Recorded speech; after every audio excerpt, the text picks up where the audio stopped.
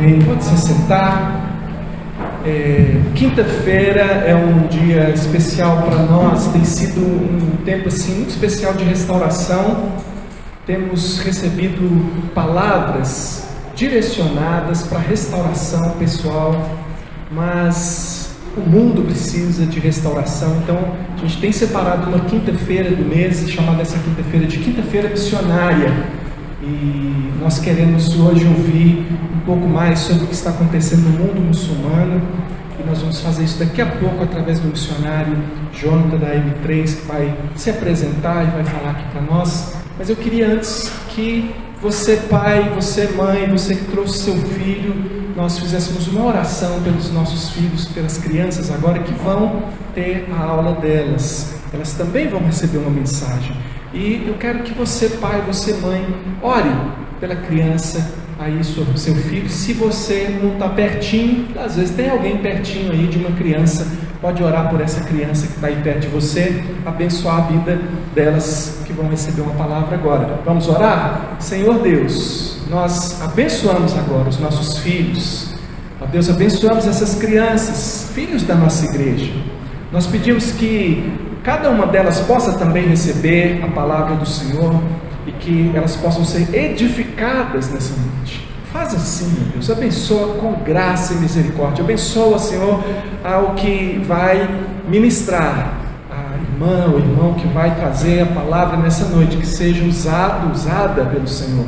Que o Senhor abençoe assim a nossa vida e a nossa igreja, no nome de Jesus. Amém. Por favor, irmão.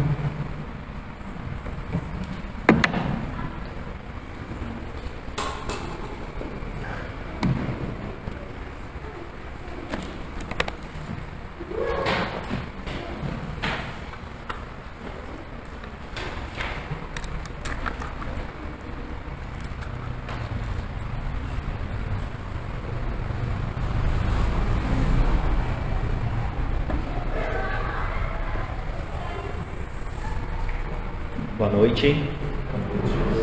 noite, irmãos. Muito bom estar aqui com vocês novamente. Como o pastor Enoque disse, eu sou o Jonathan, sou membro da Terceira Igreja Presbiteriana aqui de BH. Muitas carinhas conhecidas, então talvez a apresentação seja útil para poucos, né? Sou casado com a Ana Virgínia, completamos um ano de casado agora. Ela está ali, graças a Deus. Sou missionário, somos missionários em tempo integral aqui em Belo Horizonte. A Ana Virgínia, ela trabalha com discipulado de mulheres e também ela lidera um movimento que se chama Nós na Criação, que é um movimento que tem a expectativa de reconectar a Igreja de Cristo, os cristãos, ao meio ambiente, à criação de Deus, né? Então eles fazem isso através de estudos e atividades com a igreja local. Eu trabalho servindo a Terceira Igreja e também como voluntário na M3, atuando então aí naquilo que a gente entende como necessidade de preparo da igreja para a gente enfrentar o desafio do mundo muçulmano. Eu já compartilhei outras vezes aqui sobre a M3. Hoje a gente vai falar um pouco sobre essa questão dos desafios de missão e o desafio mais específico do mundo muçulmano. E aí vocês vão entender um pouco por que se justifica a gente ter uma missão que trabalha especificamente com esses povos muçulmanos, com essa religião em específico, que é a M3. Então, vamos para a palavra de Deus, usar esse tempo que nós temos aí para meditar na palavra. Eu já queria que os irmãos abrissem comigo no Salmo 19.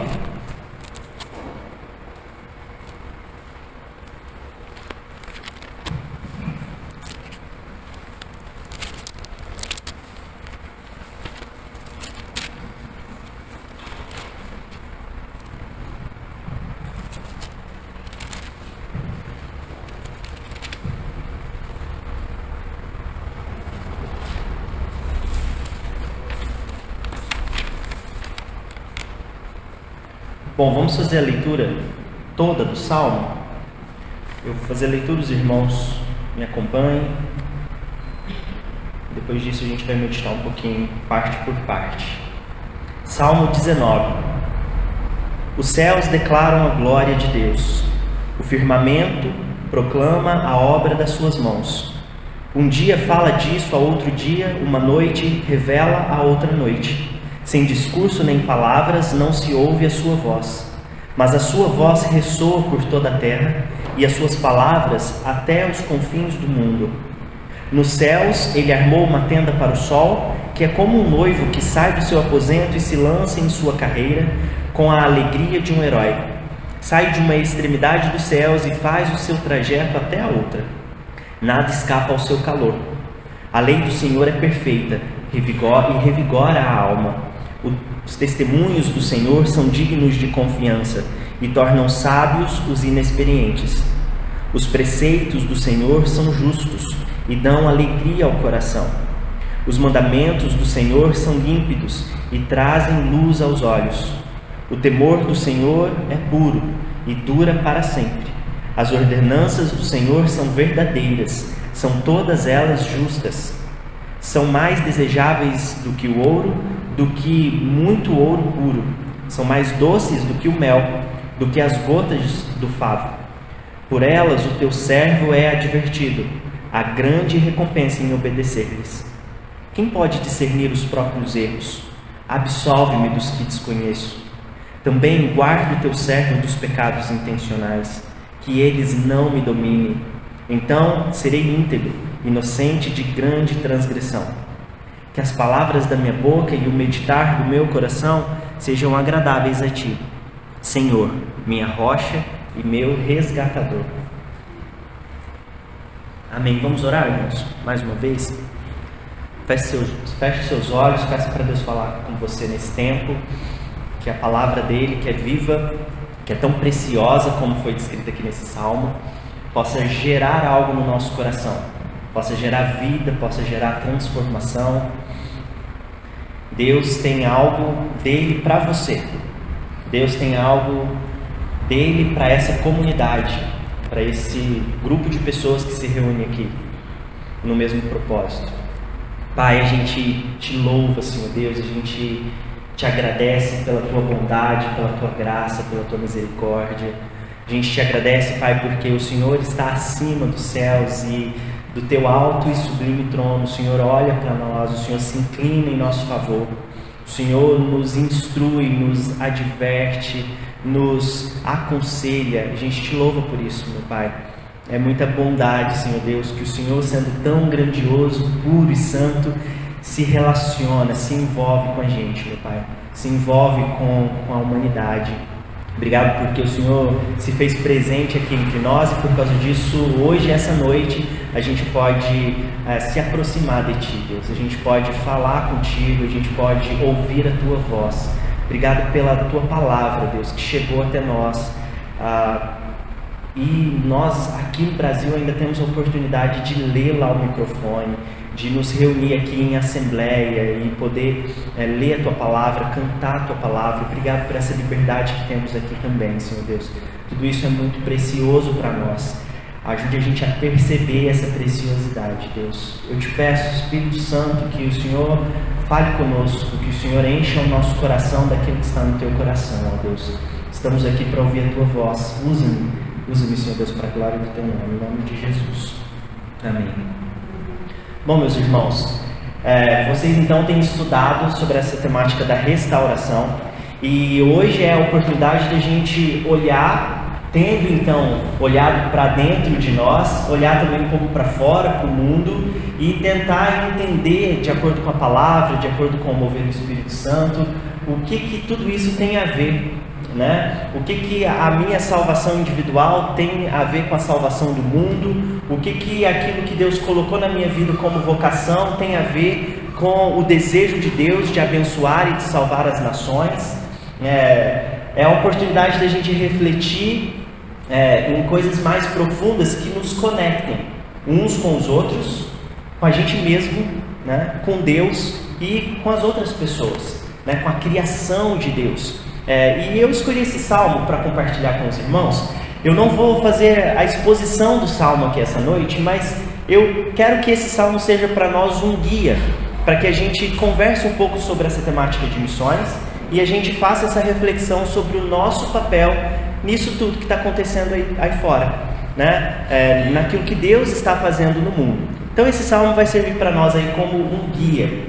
Então vamos fazer a leitura novamente dos primeiros versículos aqui desse salmo. Diz assim, versículo 1 ao versículo 6: Os céus declaram a glória de Deus, o firmamento proclama a obra das suas mãos. Um dia fala disso a outro dia, uma noite o revela a outra noite. Sem discurso nem palavras, não se ouve a sua voz, mas a sua voz ressoa por toda a terra, e as suas palavras até os confins do mundo. Nos céus ele armou uma tenda para o sol, que é como um noivo, que sai do seu aposento e se lança em sua carreira com a alegria de um herói. Sai de uma extremidade dos céus e faz o seu trajeto até a outra. Toda a criação glorifica a Deus. Não tem como a gente falar de missões sem antes entender o que é a missão de Deus e por que nós fazemos tudo que nós fazemos e por que nós existimos. E de acordo com a palavra de Deus, a gente compreende que todas as coisas criadas, seja a criação, o sol que faz o seu trajeto no céu como um noivo que sai do seu aposento, seja o dia, seja a noite, a luz, tudo isso revela a glória de Deus. E assim também nós revelamos a glória de Deus, nós vivemos para a glória de Deus. Nós cantamos aqui que somos a imagem do Deus Altíssimo e carregamos então essa imagem, né, e alguns atributos que Deus compartilhou dele para com a gente, na medida que a gente vai, que a gente vive, a gente está carregando a imagem de Deus. Uma vez em Cristo, nós somos agora habitados pelo Espírito Santo. Então, como o apóstolo Paulo diz, um vaso de barro que carrega um tesouro. Assim somos nós. Estamos andando por aí, indo e vindo, estudando, trabalhando, indo a restaurante, indo passear, dormindo, indo na casa de parente, indo em festa, viajando para outros países, curtindo uma praia. Independente daquilo que nós estamos fazendo, a gente precisa ter a consciência que a nossa vida é para a glória de Deus e que uma vez em Cristo nós carregamos dentro de nós a presença do próprio Deus, que é preciosa, é valiosa. Então, todas as coisas que a gente faz na nossa rotina, nós estamos glorificando a Deus e estamos levando a imagem de Deus para as pessoas que estão ao nosso redor. Amém? Vivemos para a glória de Deus. E aqui o salmista ele vai trabalhar com duas revelações. Ele fala da revelação natural que glorifica a Deus, a criação em si glorifica a Deus, todas as coisas criadas. Então quando a gente vê as estrelas do universo, né, os planetas, quando a gente estuda a questão dos planetas, ou quando a gente se volta para a terra e observa os animais selvagens no campo, ou a beleza e complexidade de uma borboleta, tudo isso é criação de Deus, e isso revela a glória de Deus. O apóstolo Paulo também vai falar disso, né, que todos os povos da terra, eles têm a oportunidade de saber que existe um Deus, por causa das coisas criadas. Então, como a gente pode conhecer a Deus? A primeira forma é através da própria criação. A Bíblia nos chama o tempo todo a contemplar a criação de Deus. Essa é uma disciplina espiritual, inclusive, que você pode praticar para você crescer espiritualmente, crescer como um discípulo de Jesus. O contemplar, o gastar tempo meditando, observando as coisas criadas, percebendo a beleza das coisas, sentindo os aromas, os cheiros, prestando atenção naquilo que você está fazendo, dando uma pausa. Isso é se reconectar. E como é difícil se reconectar em dias onde a gente tem um pequeno smartphone na nossa mão, com um mundo de possibilidades aqui dentro, N aplicativos, várias interações que a gente tem em entretenimento através de Instagram, Facebook, YouTube e etc, etc, etc. Isso tem dificultado e nos impedido de nos conectar com a criação de Deus. A Bíblia nos chama, os salmistas nos chamam a contemplar a criação. A criação revela o próprio Deus. Então a gente tem, através de tudo que foi criado por Deus, de encontrar e conhecer o próprio Deus. Somos chamados a isso. E dentro dessa temática da glória de Deus, a Bíblia vai nos mostrar que Deus ele é digno de receber toda a glória. Então Ele cria tudo para a sua glória, porque é justo que seja assim, é justo que Deus seja glorificado em todas as coisas. E então nós, como parte da criação, também fomos criados para a glória de Deus, e a nossa teologia trabalha muito isso, né? Como o propósito da nossa vida é glorificar a Deus. E aí então a gente tem que trazer essa reflexão para a nossa rotina, para os detalhes da nossa vida, e naquela constante reflexão, isso que eu estou fazendo, estou escolhendo fazer no meu dia a dia, as decisões, as pequenas e as grandes decisões que eu tomo, elas glorificam a Deus? Elas exaltam o nome do Senhor? É um ato de adoração isso que eu estou fazendo ou escolhendo fazer? Eu estou trabalhando no que eu estou trabalhando, é para a glória de Deus? Naquilo que eu estou investindo o meu recurso financeiro, está glorificando a Deus? Afinal de contas, o apóstolo Paulo falou para a gente, quer comais, quer bebais, quer façais qualquer outra coisa, façam tudo para a glória de Deus. O maravilhoso disso é que Deus nos cria para a glória dele, e quando a gente vive essa vida de adoração, a gente experimenta do próprio Deus. Deus se derrama sobre nós, a nossa existência passa a fazer sentido, os nossos dias passam a ter mais cor, mais emoção, e assim a gente vai caminhando na rotina, a gente vai caminhando, os dias do calendário vão se passando, mas a gente tem propósito, a gente está vivendo aos pés do Criador, e assim a gente está se deleitando, se alegrando na presença do Criador. Os nossos dias podem ser diferentes quando a gente vive para a glória de Deus. E Deus é digno de toda a glória, todas as coisas foram criadas para a glória de Deus. Espera-se que todo ser humano dê glórias a Deus. Ao contemplar a criação, reconheça quem Deus é e escolha viver a sua vida para Deus. Mas é isso que acontece? Não é isso que acontece. O pecado, ele nos afasta de Deus. E o apóstolo Paulo vai dizer lá em Romanos 3:23, que todos pecaram e estão destituídos, separados da glória de Deus, dessa relação, desse relacionamento, dessa oportunidade de desfrutar de Deus e se deleitar na presença dele. Todos pecaram e estão separados. Cristo nos reconecta. Deus se faz homem, morre numa cruz, derrama o seu sangue e ressuscita, para que nós tivéssemos, e tenhamos a partir de agora a oportunidade de nos reconectar a essa glória de Deus, a essa essência, e passar a ter uma vida agora com sentido. Só que existe no mundo, e eu chequei ali os dados antes de subir aqui, 7.9 já, a gente acessar essa informação. Mas vamos pensar que a Terra é uma pizza de 8 pedaços? Mais fácil a gente visualizar, não é? Toda a população da Terra, gente de todos os povos, tribos, línguas e nações espalhados por todos os lugares desse mundo, representam uma pizza inteira. E a gente vai dividir essa pizza em 8 pedaços, uma pizza gigante, ou enfim, depende aí como a sua pizzaria chama. Deus criou todas as coisas e todos os seres humanos para dar glória para Ele, para viver para Ele e com Ele. Só que quando a gente pensa em estatística, nós temos aí, juntando todos os cristãos, 2.3, vamos arredondar para 2 pedaços de pizza, de gente que professa a fé em Cristo, seja discípulo de Jesus de verdade, seja mero cristão nominal. Dentre católicos, ortodoxos, evangélicos, protestantes, coptas, todos os cristãos representam as 2 fatias de pizza. Mas nós temos outras 6 fatias, e essas 6 outras fatias representam todos os povos da terra que não adoram a Jesus, que não conhecem Jesus, ou não reconhecem Jesus como Senhor e Salvador das suas vidas. São outros 6 pedaços de pizza, bilhões de pessoas que vivem uma vida sem propósito, uma vida que não glorifica a Deus.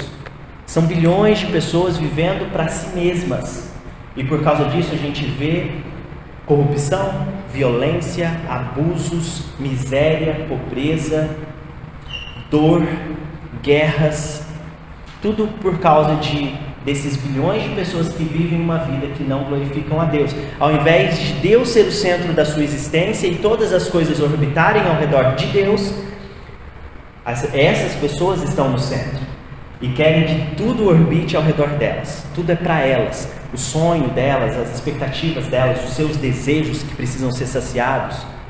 Essa é a realidade do mundo. Bilhões de pessoas que não conhecem a Deus. Então, quando a gente fala de missões, nós estamos falando daquilo que o próprio Deus está fazendo para resgatar esse homem perdido, deturpado, afastado por causa do pecado. Deus então quer resgatar esse homem, essa mulher, esse ser humano que vive uma vida sem propósito. E Deus quer trazer ele para perto, para junto, para que essa pessoa perdida tenha então agora esperança, vida em Cristo Jesus. Então, quando a gente fala disso, a gente está falando da missão. A gente está falando da missão de Deus, aquilo que na missiologia a gente chama de missio Dei, um termo latim que quer dizer a missão de Deus. A missão de Deus, então, é fazer com que Ele seja glorificado, é fazer com que aquilo que Ele prometeu na palavra dEle, a gente poderia folhear as Escrituras durante horas e horas e horas e continuar falando da missão desse Deus, porque a Bíblia em si é a história desse Deus em missão. Esse Deus que imediatamente depois do homem ter se afastado dele e caído em pecado, esse Deus já vai até o homem, já vai até Adão e Eva ali e já tenta se reconectar com eles, né? E ali no Éden, Adão e Eva já ouvem do propósito de redenção de Deus, quando Deus fala para a serpente que o descendente da mulher esmagaria a cabeça da serpente. Esse descendente é Jesus. O Evangelho já começou a ser pregado logo no início da queda da humanidade. O descendente que viria e esmagaria a cabeça da serpente é o Cristo que veio para trazer salvação. Então, falar de missões é, antes de tudo, falar da glória de Deus e falar então da missão desse Deus. A missão é de Deus, né? Essa é uma frase muito conhecida, né? A missão é de Deus, ela precisa ser repetida e repetida e repetida, porque quando a gente entende que a missão ela é de Deus e Deus é o ser todo-poderoso, supremo, maravilhoso, grandioso, justo, bom, sábio, Ele é a fonte de toda sabedoria, bondade, amor e misericórdia. Se esse Deus então tem uma missão, e esse Deus nos resgatou, nos tirou do império das trevas e nos transportou para o reino do Filho, do seu amor, se esse Deus tem uma missão e nos resgata da morte e dá a sua vida em resgate de nós, como a gente pode viver uma vida longe da missão de Deus? Tem como? Não tem como. O apóstolo Paulo fala para a gente lá em Colossenses: porque vocês morreram e a vossa vida está escondida em Cristo. Porque a gente não tinha vida, a gente estava morto, e Cristo nos deu vida e nos comprou, e comprou com alto preço, preço de sangue. Então agora nós pertencemos a Deus. Ele nos chamou para a liberdade, e o que a gente faz com essa liberdade que Deus nos deu? A gente obedece a Deus, a gente vive uma vida para Ele, porque a vida que habita em nós e nos move, e vai nos mover por toda a eternidade, vem dEle. Sem Ele nada somos, sem Ele nada podemos fazer. Então agora estamos em Cristo, e o apóstolo Paulo fala: vocês morreram com Cristo. Quando Cristo for glorificado, nós seremos glorificados com Ele. Então a nossa atenção e a centralidade da nossa existência não é mais nós mesmos, é Deus, é Jesus, é o Espírito Santo que habita em mim. Percebe? A gente vai mudando nessas reflexões o nosso conceito de uma vida religiosa, onde a religião é apenas mais uma coisa que eu acrescento na minha rotina, onde a minha espiritualidade é uma coisa à parte de mim, é uma coisa distante, etérea. Eu sou espiritual quando eu estou com os olhos fechados, as mãos levantadas, num momento de oração ou louvor. Não, a gente passa então a viver uma vida totalmente entregue a Deus, onde a minha espiritualidade tem a ver com a forma como eu converso com as pessoas, com a forma como eu trato a minha esposa, como eu trabalho ou trato uma mulher, como eu converso com o outro homem, como eu crio os meus filhos, como eu trato o garçom do restaurante. Isso é espiritual, porque nós somos seres espirituais. Morremos com Cristo, nossa vida está escondida nele. Deus então agora é o centro de tudo. E então, todas as coisas que nós fazemos, a gente precisa voltar e reajustar. Peraí, isso aqui tinha a ver comigo, mas agora eu reajusto. Isso aqui tem a ver com Deus? Tem a ver com Deus. Nossa, e olha que legal, tem a ver com Deus, e como Deus está me restaurando, tem a ver comigo também. Mas eu em Deus, Deus em mim, é a esperança da glória. A esperança da glória é a esperança de salvação para 6 pedaços de pizza, para bilhões de pessoas espalhadas por aí.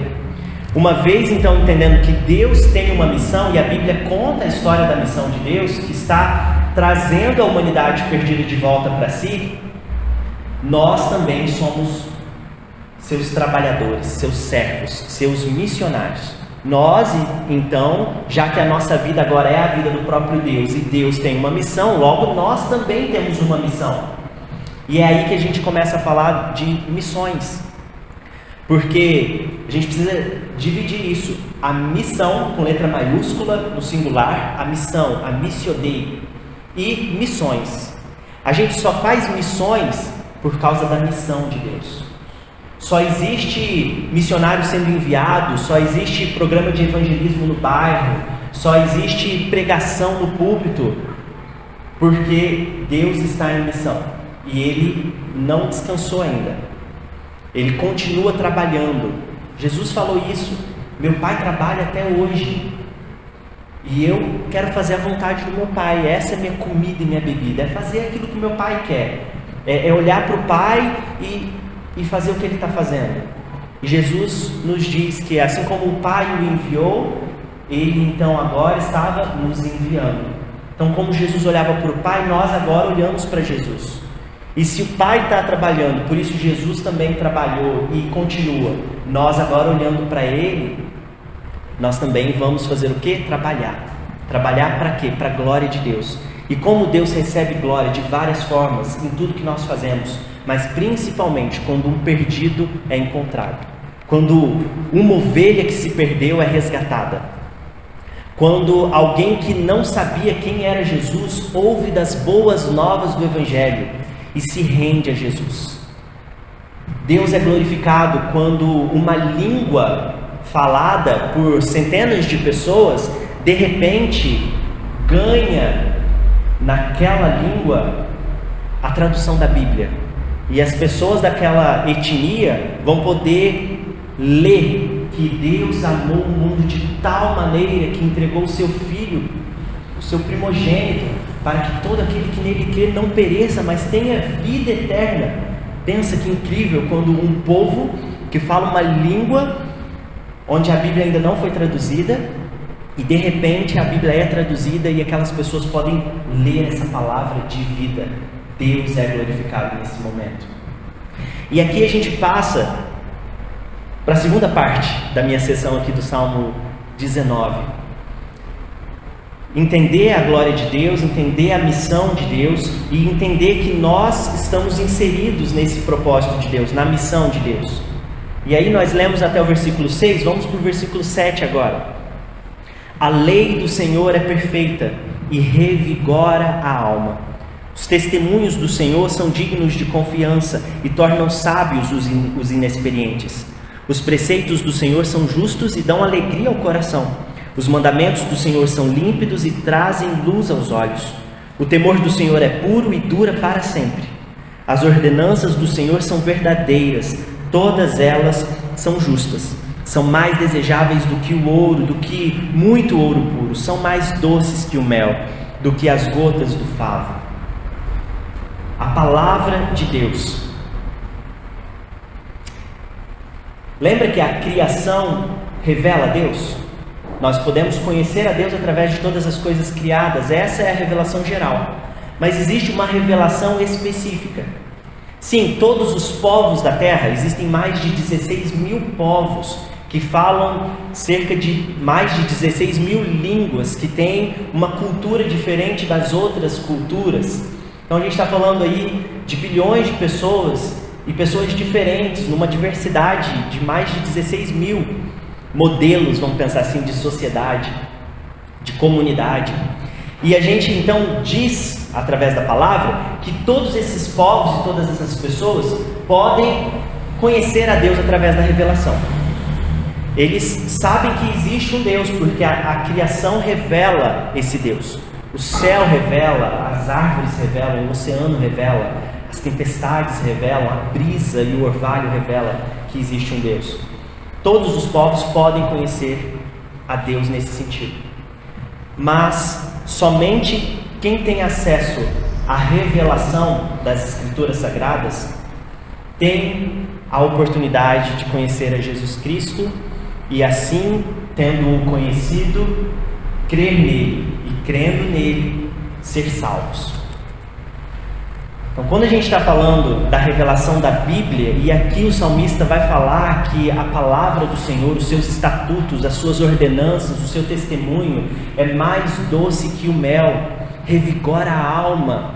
É essa palavra maravilhosa aqui que nós ouvimos semanalmente, várias vezes na semana, aqueles que têm suas disciplinas espirituais em dia e que meditam na palavra de Deus e leem as Escrituras e oram as Escrituras e estudam as Escrituras em pequenos grupos. É essa palavra revelada que nos apresenta Jesus, nos apresenta a sua missão e nos apresenta a nossa missão. Ela é boa, ela é justa. E os povos da terra ainda não têm acesso. Se a gente for pensar nas estatísticas de tradução da Bíblia, mais de 60% das línguas faladas do mundo não tem nem João 3,16 traduzido. Pensa nisso. Apenas 5% das línguas do mundo tem toda a Bíblia traduzida.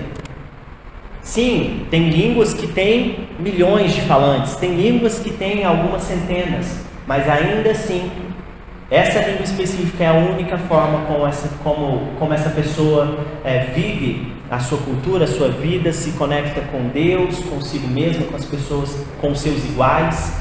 Pensa nisso. 5% apenas das línguas faladas no mundo tem a Bíblia todinha traduzida.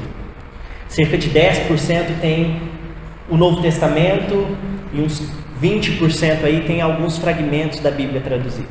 Mas são muitas línguas no mundo que ainda não tem a revelação específica aqui das Escrituras que nos revelam a Cristo. E a gente tem que lembrar que existe uma promessa nas Escrituras, que gente de todos os povos, de todas as tribos, de todas as línguas e de todas as nações estarão diante do Cordeiro em adoração no último dia. Então vai ter gente adorando a Jesus Cristo de todas essas línguas. E se então a Bíblia não foi traduzida, o Evangelho não chegou para muitas dessas línguas, quer dizer então que tem muito serviço a ser feito, concorda? Porque é promessa que vai ter gente de todas essas línguas glorificando a Deus e adorando a Jesus Cristo. Então a missão começa a se mostrar para nós. Ok, Deus tem uma missão, Deus está em missão. E missões começam a se formar na nossa mente quando a gente começa a ver os desafios. Nossa, é verdade, Deus tem esse propósito, tem essa missão, a Bíblia revela isso, mas peraí, tem alguma coisa errada. A seara é grande, mas os trabalhadores são poucos. Por quê? A gente começa a ter esse tipo de questionamento. E esse é o tipo de questionamento que normalmente o cristão maduro vai ter. Porque o cristão maduro, ele é aquele que conseguiu olhar para dentro de si e ver a obra do Espírito Santo em si, e então a partir dessa caminhada com Cristo, ele começa a olhar para as coisas para além dele, ele começa a olhar para aquilo que é a agenda de Deus e não a agenda dele mesmo. Ele começa a gastar o tempo dele não apenas com as coisas que têm a ver consigo mesmo, mas as coisas que têm a ver com o reino de Deus. Ele começa a investir o seu dinheiro não só com coisas que dão prazer para ele ou que o agradam ou agradam as pessoas ao seu redor, mas ele começa a investir dinheiro naquilo que tem importância também para Deus, para o reino de Deus. O cristão maduro é aquele que, ao se deparar com a palavra doce de Deus e ver as ordenanças, os desígnios de Deus, ele prontamente obedece. Porque o cristão maduro, talvez eu já tenha dito isso aqui com vocês, eu tenho essa lembrança. Cristão maduro não é aquele que tem anos de igreja. Não é isso que me mostra que você é maduro ou não na fé, na sua caminhada com Jesus, como um discípulo de Jesus. Maturidade não tem a ver com quanto tempo de igreja você tem. Maturidade tem a ver com o quão rápido você obedece àquilo que você vê na palavra de Deus. Isso tem a ver com maturidade. Mas, nossa, realmente, né? Eu li Mateus 28 esses dias e estava escrito lá: vão por todo mundo e façam discípulos, ensinando-os a obedecer todas as coisas que eu vos ensinei, batizando-os em nome do Pai, do Filho e do Espírito Santo.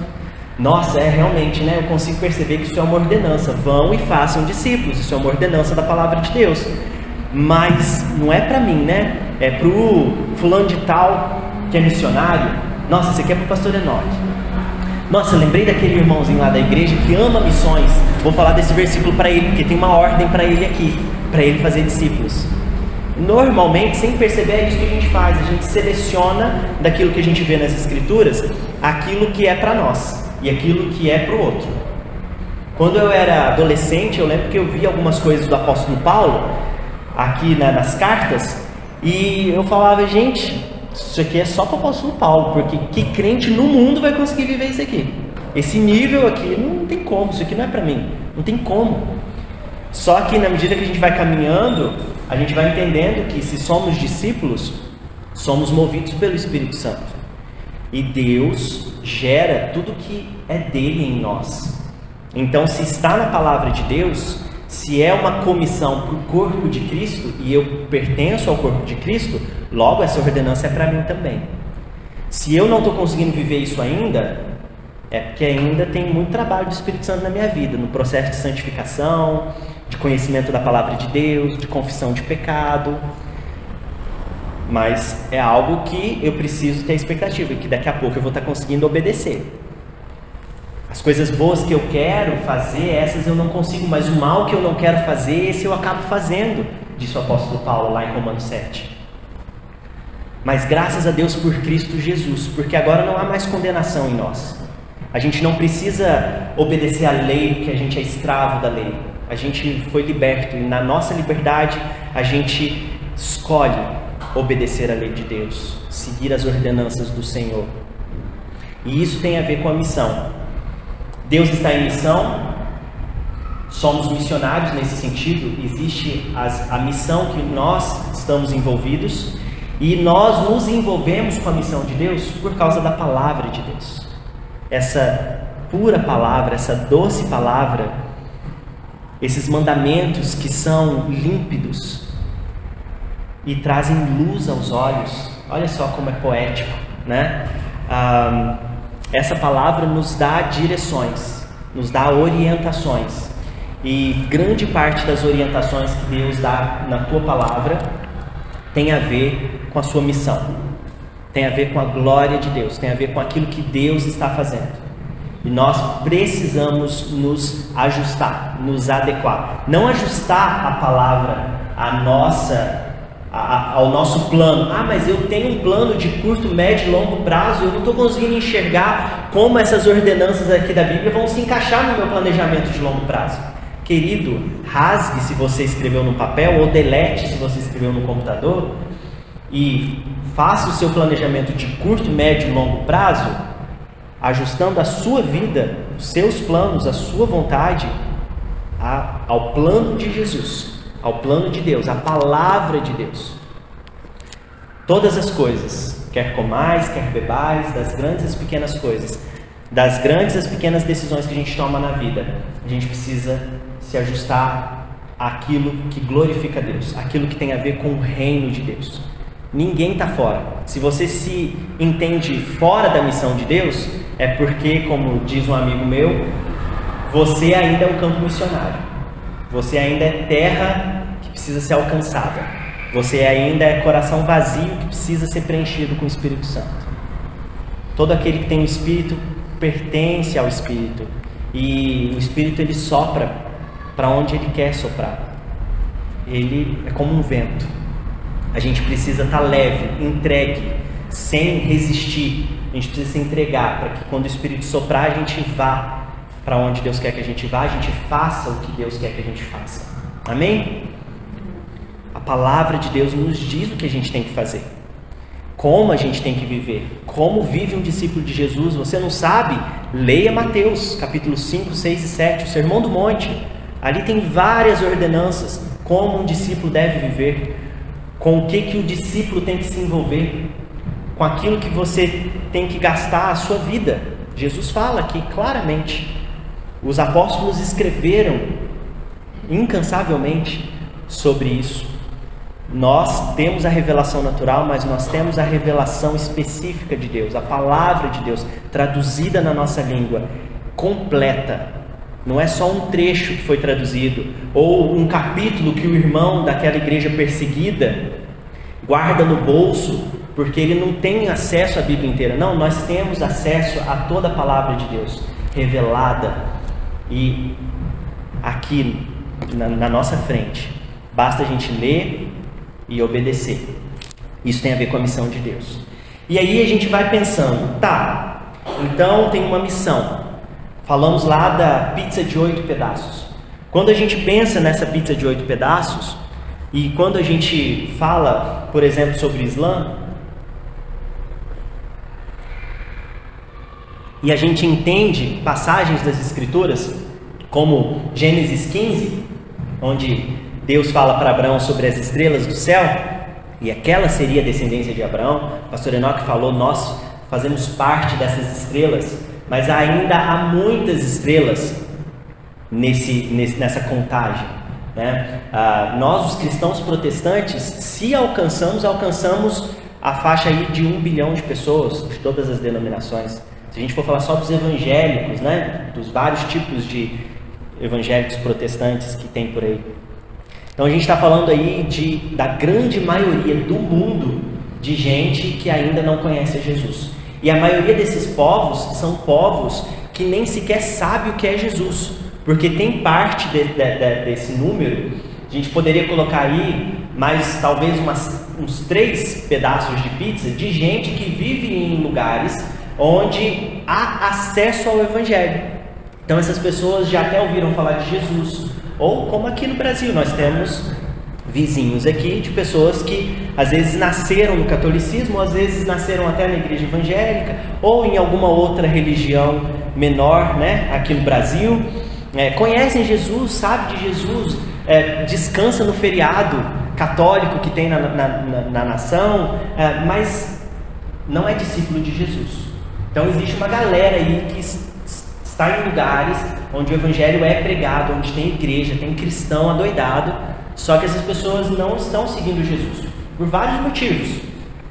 Agora existem lugares, e aí a gente está falando de outros pedaços de pizza, de gente que está em lugares do mundo onde o evangelho não é pregado ainda, onde a Bíblia ainda não foi traduzida, onde não tem igreja estabelecida, lugares onde não tem cristão sendo vizinho, percebe?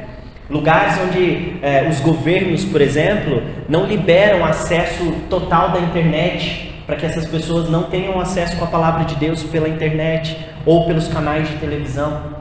Sem falar dos lugares, e muitas pessoas que vivem em regiões que nem acesso à internet tem, que às vezes nem acesso à energia elétrica tem.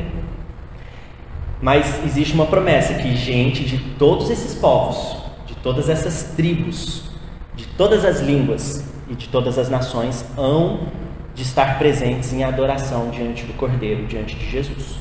Isso significa que o Evangelho vai chegar nesses lugares. E quem vai fazer o Evangelho chegar nesses lugares? Deus, porque a missão é de Deus. Mas com quem que Deus está contando para fazer com que isso aconteça? Nós. Por isso fazemos missões. Por isso missão é tão importante. Porque a nossa vida precisa ter a ver com a missão de Deus. Mas eu não sou um missionário de tempo integral igual você, eu não tenho a pretensão de ir para um outro país, Deus não me falou nada disso. Você pode ir sem Deus ter falado, porque isso não é um limitante, né? A gente lida com essa questão do chamado missionário, que missionário é só aquele que tem um chamado missionário, né? E prega o evangelho só os missionários, os pastores.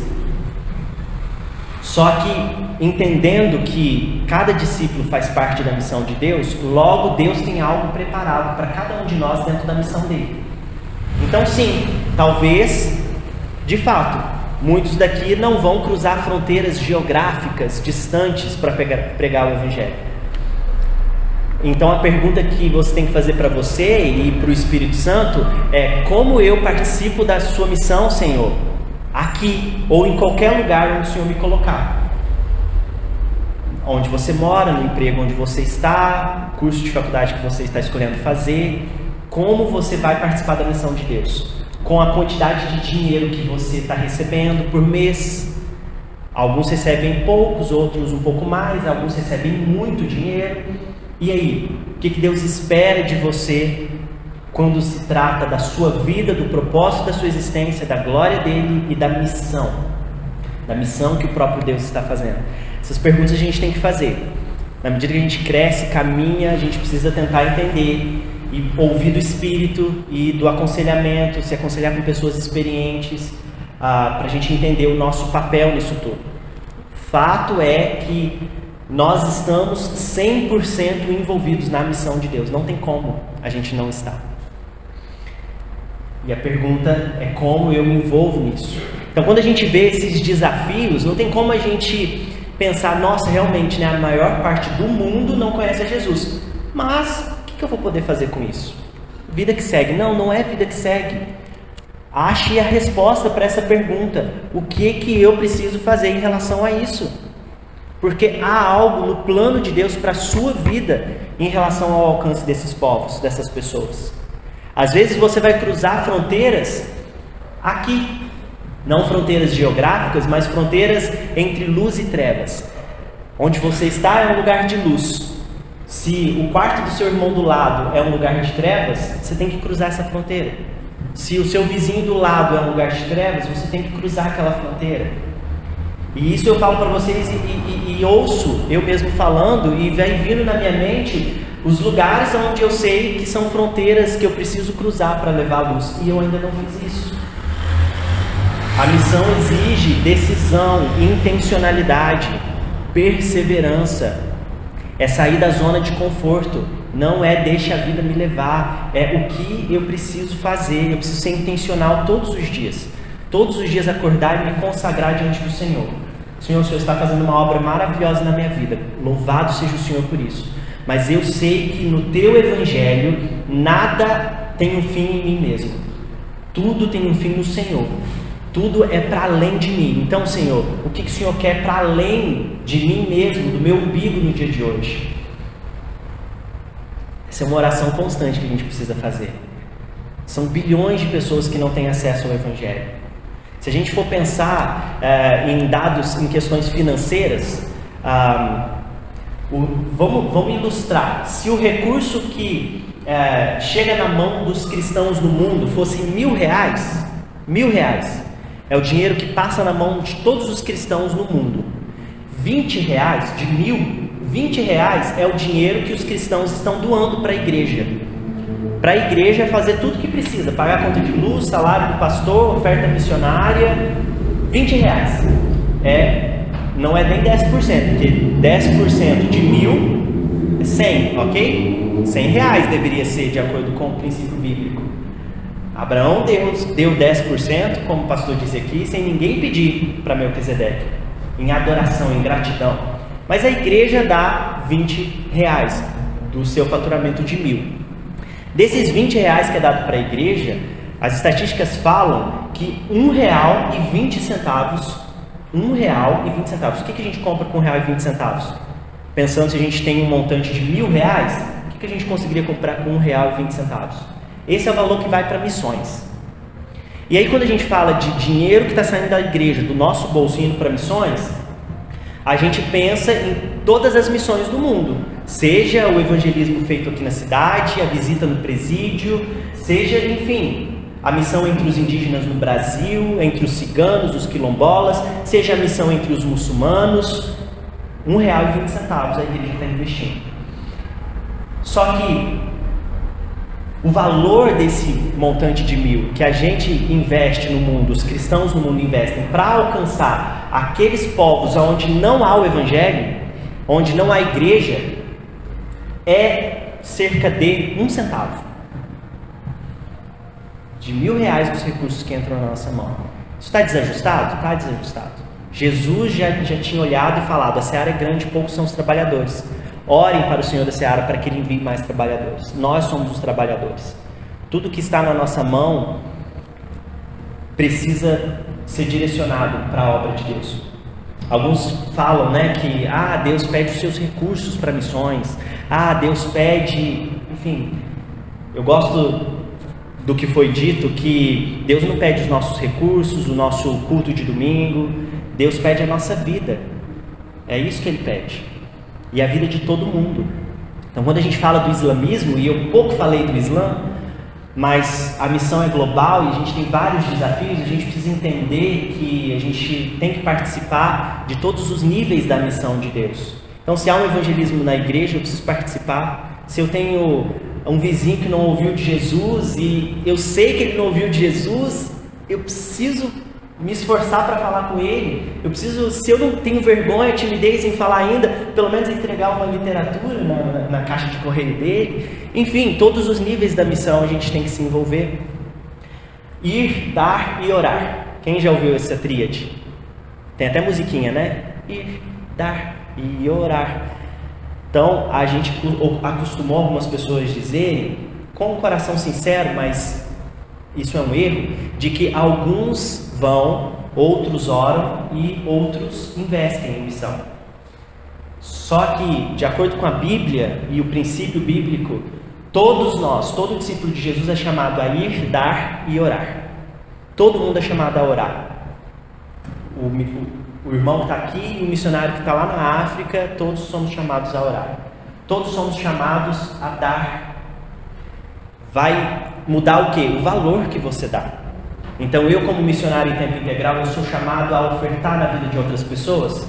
Sou. E Deus às vezes fala claramente que isso tem que acontecer. E às vezes nem recurso a gente tem, só que Deus manda o recurso para que a gente oferte na vida de outra pessoa, mesmo em missões. Agora, o irmão da igreja local aqui, se tem algum empresário aqui que tem um rendimento grande, será que ele é chamado para ofertar mais do que o missionário que oferta? Com certeza. Mais recurso passa na mão dele, então mais investimento ele tem que fazer na causa missionária, na obra de Deus, no reino de Deus. Ir, todo mundo, alguns vão para a África, outros vão para o Oriente Médio, outros vão para o interior de Minas, outros vão para tribos indígenas no Brasil, outros vão trabalhar com ciganos aqui em Belo Horizonte, outros vão atravessar a rua e falar com o vizinho, mas todo mundo vai para algum lugar fazer discípulo e pregar o Evangelho. Foi falado no vídeo que passou aqui no início do culto, que há cerca de um missionário para cada 500.000 muçulmanos. Então, falar do Islã é falar da maior religião não cristã do mundo.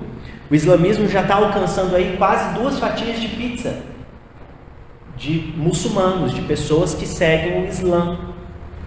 A gente está falando aí de cerca de 37.000 pessoas que morrem todos os dias no mundo muçulmano, e a maioria delas nunca ouviu falar do Evangelho de Jesus Cristo. A gente está falando de nações islâmicas que investem bilhões para que o Islã chegue em outros lugares do mundo, como o Brasil. Eu conheci pessoas de São Paulo, por exemplo. Eu conheci um garoto convertido em São Paulo que o pai dele é um líder religioso de uma mesquita de São Paulo, e aí ele estava contando como o governo da Jordânia envia recurso financeiro para ele manter a mesquita lá em São Paulo. Qualquer mesquita que você vai no Brasil hoje, você sai de lá com pelo menos uns 3 livros. E algumas mesquitas até o Alcorão eles te dão. Capa dura, grande, assim, de graça.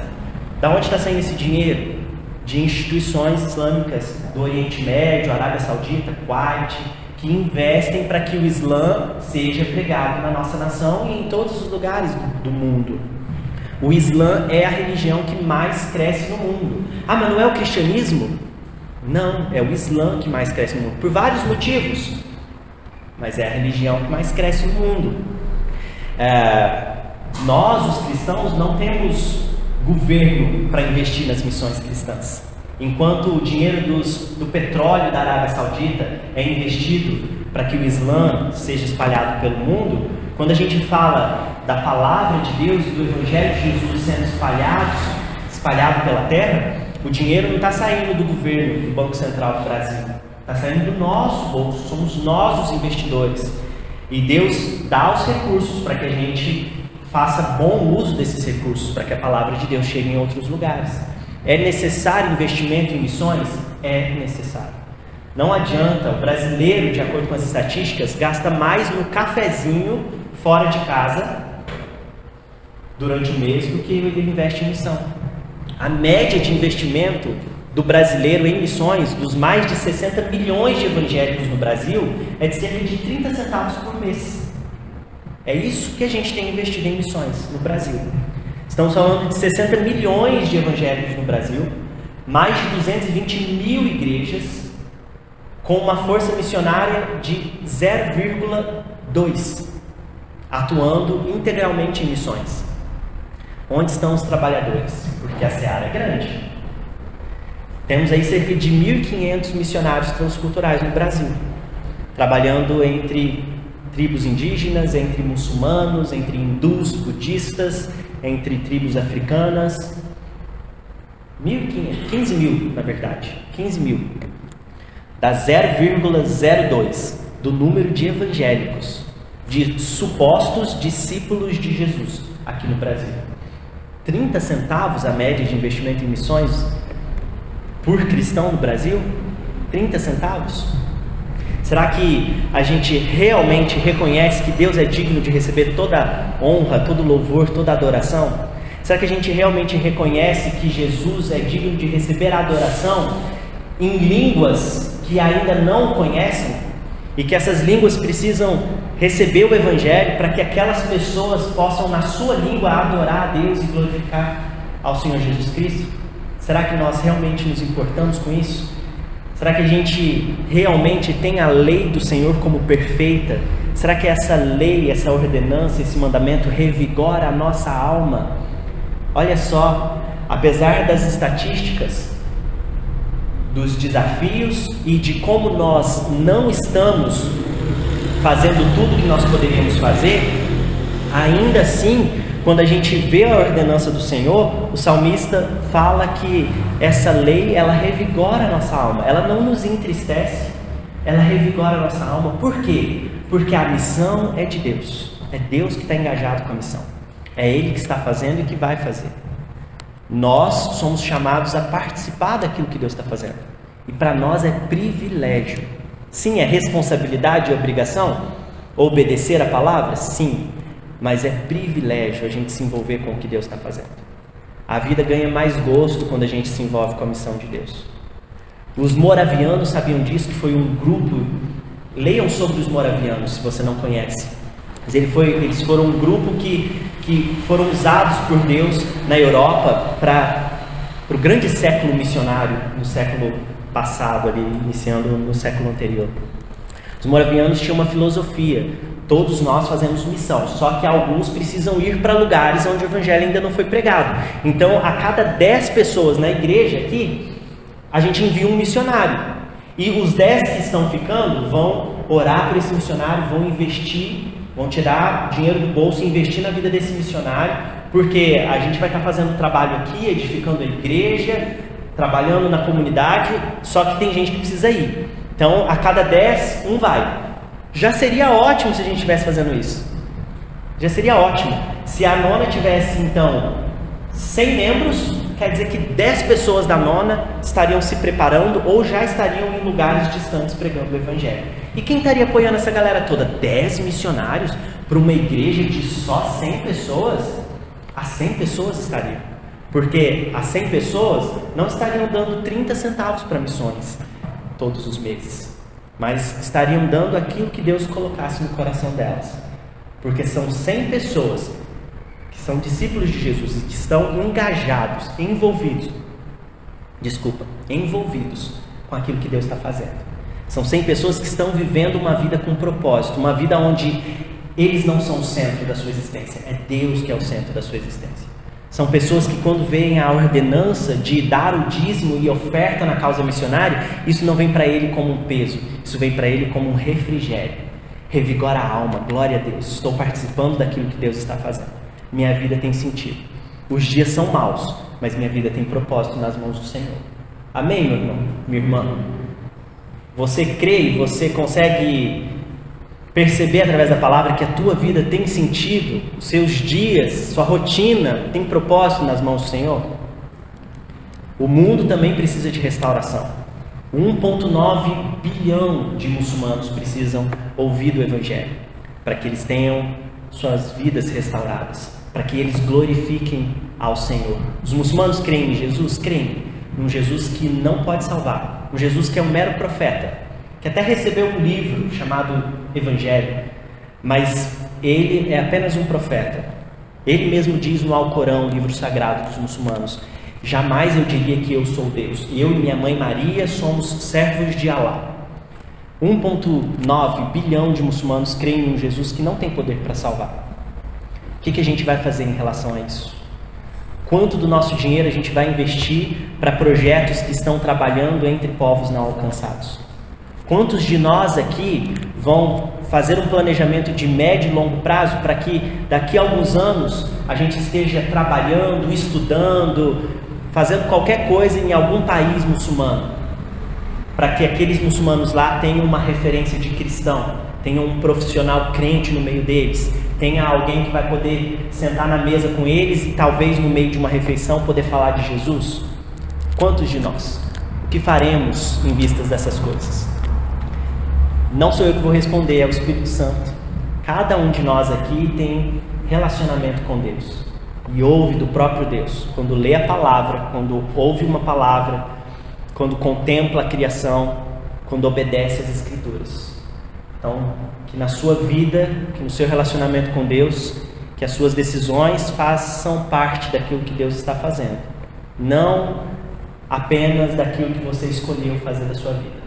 Até porque você não tem vida para escolher fazer alguma coisa dela. Tua vida pertence a Jesus. Amém? Vamos encerrar? Vamos fazer uma oração para a gente encerrar esse tempo? Fique de pé.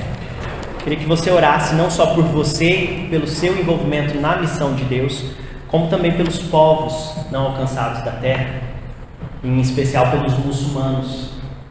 O maior desafio da história da igreja é o islamismo. E a igreja precisa estar preparada para responder esse desafio. Tem crentes ou membros de igreja evangélica se convertendo ao Islã no Brasil. Muitos. Eu conheço pessoalmente e tenho ouvido falar de tantos outros. Pastores brasileiros de igreja evangélica se convertendo ao islamismo.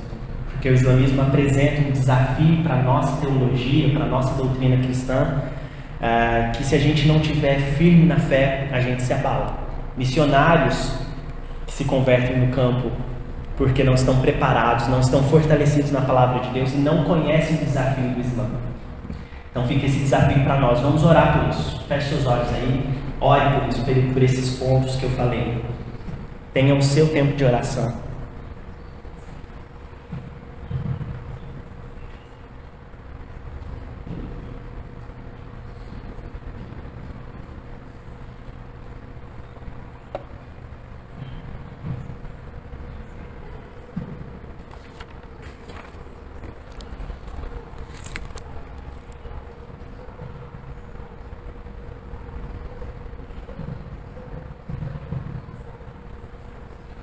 Senhor, só a Tua graça, Pai. Fala com a gente, Espírito Santo, fala com a gente. Conduz a Tua igreja, os Teus filhos, a mim e aos meus irmãos, Deus, na Tua palavra, para que a nossa vida, Senhor Deus, Te glorifique. para que a gente cumpra o nosso propósito de viver uma vida que te honre, que te glorifique, Deus. Quem pode discernir os próprios erros, absolve-me dos que desconheço. Também guarda o teu servo dos pecados intencionais, que eles não me dominem. Então serei íntegro, inocente de grande transgressão.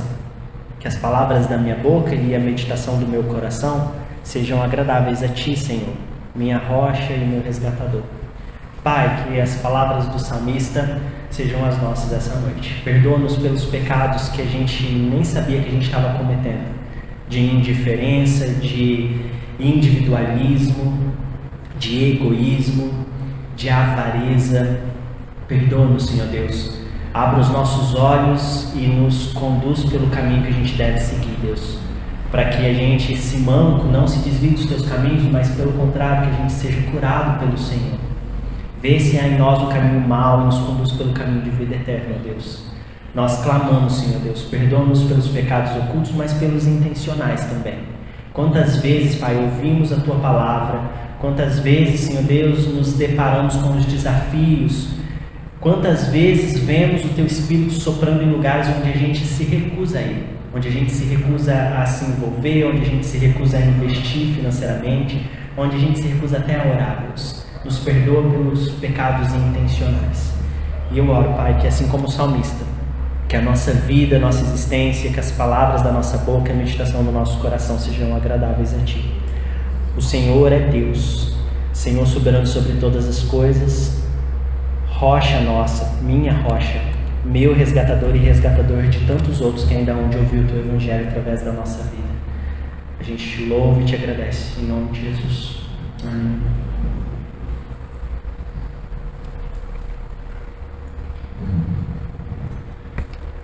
Amém, irmãos. Eu sempre vamos pedir, nós vamos orar agora encerrando. Eu sempre digo, né? Vamos em paz. Mas nessa noite eu quero ceder aquela frase que a nossa irmã missionária Elsa sempre diz: que nós vamos em paz sim, mas que nós vamos também com a inquietação do Espírito Santo. A inquietação de saber que de cada 8 pessoas no mundo, 6, você pode dizer seguramente que nunca tiveram a sua alma restaurada pela palavra de Deus. 6 em cada 8 nunca experimentaram a sabedoria da palavra do Senhor. 6 em cada 8 nunca se sentiram socorridos por Jesus Cristo como nós temos sido. Então, precisamos sair daqui incomodados, sim, e com o questionamento que o Espírito Santo vai nos responder individualmente a cada um de nós. De que maneira nós vamos nos envolver na missão? Vamos orar? Senhor Deus, assim nós esperamos que o Senhor faça mesmo essa obra na nossa vida, porque nós somos parte da missão, a começar que a gente é alvo dessa missão, fomos resultado de um Deus em missão. E agora eu peço que o Senhor abençoe a nossa vida para que não seja simplesmente uma noite a ser esquecida, mas seja uma noite a ser lembrada, uma imagem na nossa mente, Senhor Deus, daquela pizza com 8 pedaços e 6 deles sem nada da obra do Senhor, praticamente, com pouquíssima ação ali missionária.